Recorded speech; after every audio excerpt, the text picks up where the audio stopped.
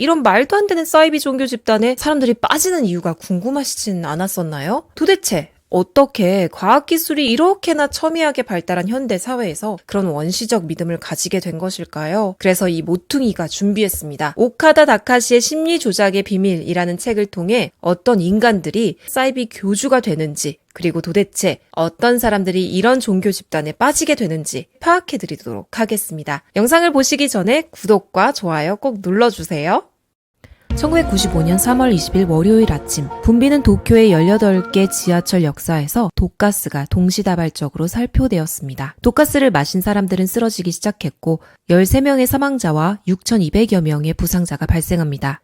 불특정 다수를 노렸던 이 테러 범죄는 바로 교주 아사하라 쇼코를 필두로 한 옴진리교의 소행이었죠. 자신의 교단에 대한 압박 수사가 시작되자 경찰의 관심을 돌리기 위해 이런 일을 꾸몄던 것입니다. 당시 옴진리교의 민낯이 만천하에 까발려지고 테러를 작당한 아사하라와 대표자들이 체포되어 사형 선고가 내려졌는데요. 놀라운 일은 이런 진상이 다 밝혀졌음에도 여전히 옴진리교의 신자들 중 많은 이들은 아사하라가 누명을 쓰고 죽었다며 믿음을 지키고 있었습니다. 이 비이성적인 믿음이 심리조작을 통해 가능하다고 얘기합니다. 심리조작은 말 그대로 타인의 심리 상태를 조작해서 지배하거나 착취하는 기술을 말합니다. 가장 대표적인 예로는 세뇌가 있죠. 이런 심리 조작에 빠지면 그 사람이 똑똑하건 인기가 많건 장래가 유망하건 간에 상관없이 맹목적인 믿음을 갖게 됩니다. 이런 심리 조작은 반드시 관계가 기반이 돼야 합니다. 심리가 조작되는 사람은 심리를 조작하는 사람을 절대적으로 믿고 있고 또 조작하는 사람은 이런 믿음을 이용해서 경제적, 신체적, 심리적, 성적 차치를 자행하게 되죠. 이스라엘의 심리학자 아리엘 메라리는 심리 조작을 당하게 되는 과정을 터널에 비유하고 있었습니다. 여기서 터널은 두 가지 요소를 갖춰야 하는데요. 첫 번째, 외부 세계로부터 완전한 차단. 두 번째, 시야를 작은 한 점에 집중화하여 시야 협착 증상 발생. 이 두 요소를 갖춘 터널을 통과하게 되면 터널 안의 세계가 전부가 되어버리는 것이죠. 결국 멀쩡하던 사람도 심리조작을 당하기 쉬운 상태로 전락하게 됩니다. 심리조작을 심하게 당하면 자살 테러를 하기도 하는 극단적인 상황마저 벌어집니다. 동료에 대한 이 의리를 지켜야 한다는 집단의 압력, 자신의 존재 가치를 증명하려는 자기 실현 욕구, 즉 인정 욕구, 이 두 가지가 결합을 하게 되면 극단적인 일을 실행할 수 있는 원동력이 된다고 합니다. 자, 그렇다면 도대체 어떤 종류의 사람이 아사하라 쇼코 같은 기이한 지도자가 되는 것일까요? 당연히 심리조작을 잘하는 사람이겠죠. 이들이 갖는 인격적인 특징을 소개하도록 하겠습니다. 첫 번째, 이들은 약자에 대한 배려나 윤리의식이 결여되어 있습니다. 공감 능력도 없고 타인의 죽음이나 고통에 대해 대단히 냉소적인 면이 있어요. 우리는 이를 사이코패스나 소시오패스라고도 부르죠. 둘째, 이들은 타인을 지배하는 행위에서 쾌락을 얻습니다. 아사하라 쇼코의 경우에 한쪽 눈이 안 보였다고 해요. 그런데 부모님이 일반 학교에 보내지 않고 시각장애인들이 다니는 특수학교에 다니게 합니다. 그러다 보니 어떻겠어요? 아예 시력이 보이지 않는 학생과 한쪽 눈에 시력이 있는 아사하라 사이에 파워 불균형이 생기게 되는 겁니다. 아사하라는 이때부터 다른 학생들에 비해 우월한 위치에서 군림하는 것에 대해 쾌감을 막 받고 이를 옴진리교를 통해 지속하게 됩니다. 세 번째로는 자기애성 인격장애, 즉 나르시시즘을 가지고 있다는 겁니다. 여기서 잠깐, 나르시시즘이란 나에 대한 사랑이 지나친 것을 말합니다. 독재자나 컬트 구루들은 종종 으스대거나 강한 척하거나 허세를 부리는 굉장히 유치한 행동을 하기도 해요. 그런데 이런 척하는 행동들이 사실은 불안정한 정신구조에서 기인한 것이라고 합니다. 그래서 자기 혼자 만족감을 얻지 못해서 과대한 자기애를 타인의 지지를 통해 확고히 하고 이런 과정을 통해서 비정상적인 종교 집단이 탄생하게 되는 것이죠. 네 번째, 자기 확신이 강합니다.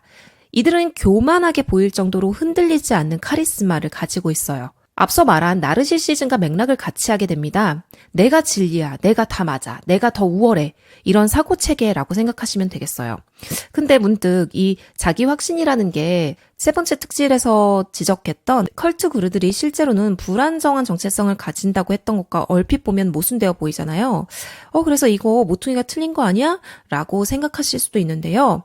여기서 이 자기 확신적인 모습은 거짓된 자기 확신으로서 이해해 주시면 될 것 같습니다. 제가 이렇게 4가지 특질을 말씀드렸어요. 물론 이런 성격을 가진 모든 사람들이 비정상적인 종류의 구루가 되거나 교주가 되진 않아요. 역사적으로 봤을 때 인류사의 비약적인 발전을 이끌어내신 분들도 분명히 있습니다. 가령 스티브 잡스가 있죠. 월터 아이작슨의 스티브 잡스라는 책을 읽어보신 분들은 알겠지만 이 스티브 잡스는요, 앞서 말한 독단적 교주의 4가지 특질을 모두 가지고 있어요. 근데 그럼에도 불구하고 애플이라는 기업을 지금의 위치로 끌어올렸을 만큼 긍정적인 에너지로 승화시켰죠. 자, 이렇게 심리 조작을 가하는 지배자들의 특질을 알아보았는데요. 그렇다면 도대체 어떤 사람들이 이런 지배자들에게 쉽게 종속되고 마는 것일까요? 왜 우리가 생각하는 똑똑한 사람들, 소위 엘리트라고 불렸던 이들이 비상식적인 종교에 기인하게 되는지, 그들의 특징은 어떤 것들이 있는지 알아보도록 할게요. 우선 가장 큰 특징으로는 의존성 인격 장애를 들 수 있습니다. 그들은 자기를 과소평가하고 타인에게 의지하고 싶어 하죠. 오히려 자기 확신이 강한 사람을 만나면 안정감을 느낍니다. 그래서 지속적으로 폭력을 행사하는 남편이나 남자친구와 헤어지지 못하는 여자분들이 우리가 봤을 때는 사실 이해를 잘 못하잖아요. 그냥 헤어지면 되지 않나? 근데 이들은 아무리 맞고 살아도 그 남자가 없으면 자신은 살아갈 수 없다라고 믿는다고 해요. 그렇다면 왜 이런 의존성 인격장애가 생기는 걸까? 보통 이제 부모님과의 경험에서 찾고 있더라고요. 알코올에 의존하는 아버지, 우울증이나 불안정한 인격장애를 지니고 있는 어머니, 자기애가 강한 어머니, 이런 경우에는 자식이 의존성 인격장애를 가지게 될 수 있다고 합니다. 왜냐하면 어릴 때부터 부모님의 화를 풀어주기 위해 어른들의 눈치를 보고 기분을 살피느라 항상 불안한 상태가 되기 때문이라고 해요. 그래서 지속적으로 타인에게 의존하고 자신감은 없는 존재로서 자라나게 되는 겁니다. 또한 맹목적인 신도들은 수동적이며 무비판적으로 모든 정보를 수용합니다. 이를 다른 말로 피암시성이라고도 하는데요. 피암시성이 강한 사람은 남을 너무 잘 믿는다고 합니다. 세 번째 특징으로는 불균형한 자기애를 가지고 있습니다. 쉽게 말해서 이상과 현실의 괴리가 너무 큰 것이죠. 이런 사람들이 현실에서도 인정받고 잘 나갈 때는 사실 문제가 그렇게 크지 않아요. 그런데 어떤 상황에 직면하게 되면서 절망하게 되거나 혹은 심하게 낙담을 하게 되면 이야기가 달라집니다. 이런 사람들이 강력한 사이비 교주를 딱 만나요. 그러면 이렇게 사이비 교주가 이렇게 얘기를 합니다. 넌 정말 특별한 애야. 넌 소중해. 너는 남들보다 훨씬 우월한 존재인데 지금 조금 버벅대고 있을 뿐이야. 이렇게 인정해 줄 때 이들은 확 빨려들게 된다고 합니다. 마지막 특징으로는요, 스트레스와 고립감입니다. 사이비 종교에 빠져들 것 같지 않던 사람들도 극도의 고립감이나 혹은 스트레스를 받게 되면 현실 감각을 잃고 세뇌를 당하게 된다고 해요. 특히 이런 현상은 현대 사회에서 많이 발견되고 있기 때문에 우리도 주의해서 봐야 될 부분이겠죠.